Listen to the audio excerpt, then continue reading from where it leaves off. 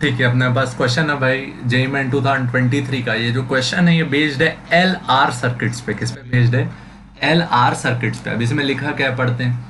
Three identical resistors, तीन identical resistors हैं, R R R R R R and two identical inductors L और L with self inductance 5 milli henry. दो inductor से जिनका inductance कितना है, 5 milli henry, is connected to R connected to ideal battery of 12 volt.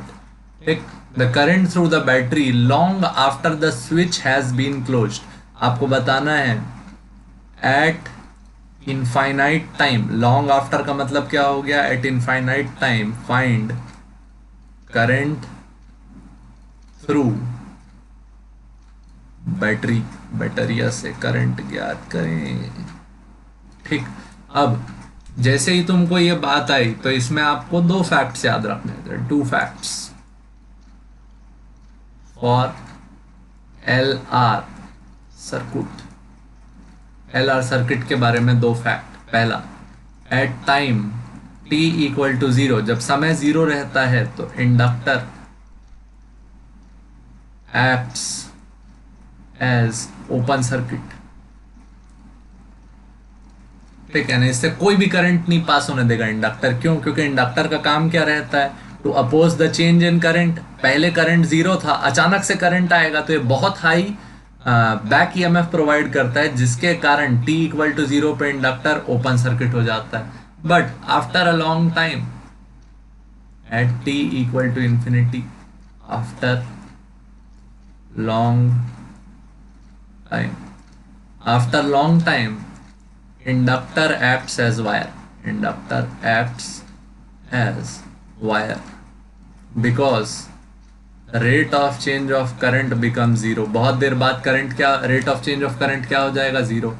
और initially di by D T क्या होता है? बहुत high value, high value, nearing infinite बोल सकते हो। ठीक है, जिसके कारण ये ओपन सर्किट हो जाता है, लॉन्ग टाइम के बाद वायर बन जाता है। तो अपने को लॉन्ग टाइम के बारे बात बोला है, तो ये दोनों इंडक्टर किसके जैसे काम करेंगे? वायर जैसे। तो ये सर्किट एकदम सिंपल हो गया। अपने पास टोटल 3 रेजिस्टेंस है और तीनों किस में लगे हुए हैं? पैरेलल। दोनों इंडक्टर क्या बन गए? वायर। और ये बैटरिया जुड़ी हुई है कितने वोल्ट की? 12 वोल्ट की। तो ये हो गया आर, ये हो गया आर और ये भी हो गया आर। आर बाई 3 आएगा, लेकिन सॉल्व भी कर लेते हैं। 1 upon R net equal to क्या लिखते हैं? 1 by R plus 1 by R plus 1 by R. तो क्या आता? 3 by R equal to 1 by R net. तो यहाँ से आर नेट का वैल्यू कितना आता? रिच इंटू आर बाय 3। आर का वैल्यू कितना था?